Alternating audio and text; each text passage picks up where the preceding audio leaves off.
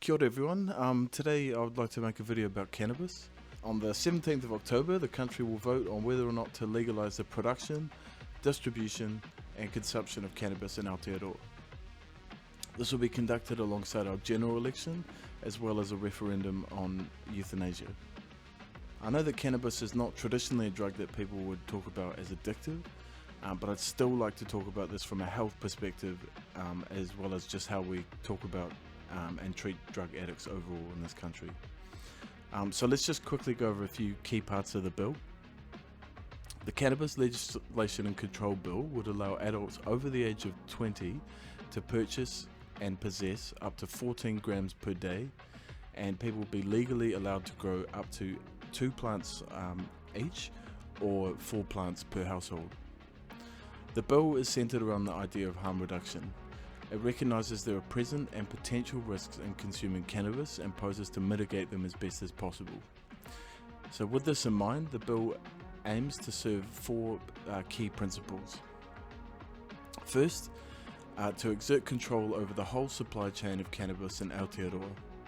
Since cannabis was officially made illegal in 1965, the entire industry has avoided any regulation via operating illegally. Prohibition has failed to keep cannabis out of the public's hands. Buyers have no real idea what they're purchasing, and government control over the industry would allow buyers to know what they're using, as well as generate tax income for the state, which would benefit those who are most negatively affected by cannabis use. Secondly, to raise awareness of the potential risks associated with consuming cannabis and provide higher access to support services and healthcare, with an emphasis on young people. Thirdly, the bill will set a legal expectation of the quality of cannabis allowed to be sold.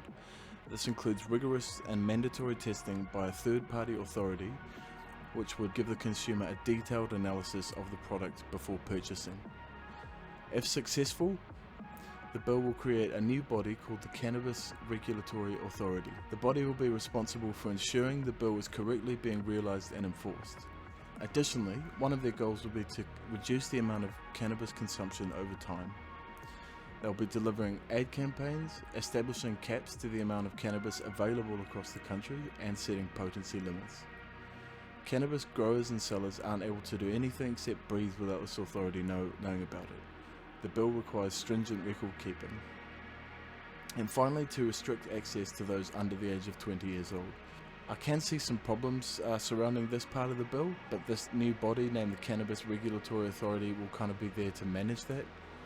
The bill is over 150 pages and has a comprehensive approach to introducing a previously illegal substance into the market.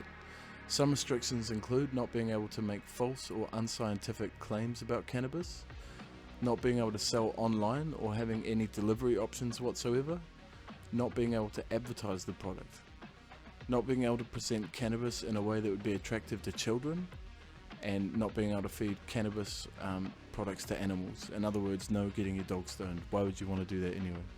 Drug prohibition creates an unregulated underground markets. It forces addicts to make ethical decisions about where they source their drugs from, and it creates a class of people with criminal records and a loss of opportunity. It also demonizes those with addictions that may have resulted from trauma. Cannabis and New Zealand culture. 2 longitudinal studies, including the world-renowned Dunedin study conducted by the University of Otago, found that 80% of people born in the 70s have tried cannabis, largely with no ill effects. Between 5 and 10% were considered at risk due to consuming more days than they didn't.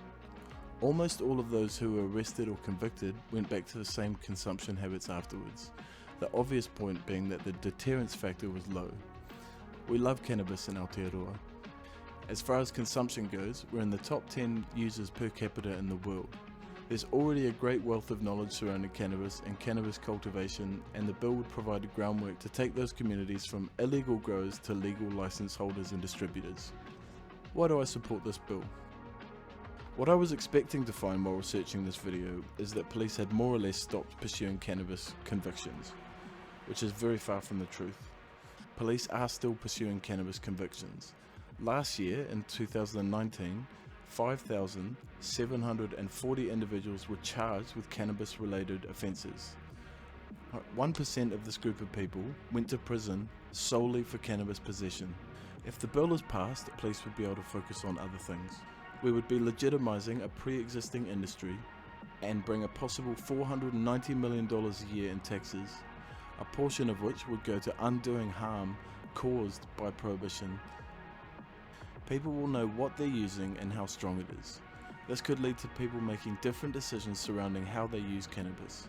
One example of how prohibition has failed is the introduction of more harmful untested drugs such as synthetic cannabis. If we had a legal cannabis industry, there wouldn't be a demand for synthetics and users would have access to a safer product. The bill favours Māori growers. The reality is that Māori have been some of the most affected by cannabis prohibition. Under this law, a certain percentage of licence holders are required to be Māori. This will ensure that the benefits of legalisation are going to Māori communities. The legislation itself is solid groundwork for potential changes to our alcohol policy. We have dangerously loose alcohol laws in New Zealand. Any possible changes are met with millions of dollars worth of lobbying from the alcohol industry, usually overseas owned companies. Alcohol causes far more damage than every other drug combined, and I believe we can have healthier policy surrounding this. The bill is a harm reduction approach. It isn't just establishing a new industry, it's building on an old one and recognises where damage may have been caused. This is not about encouraging cannabis use or trying to promote it. It's acknowledging that people are doing it anyway and providing them with the safest possible way to consume cannabis. The drug war has been a complete failure.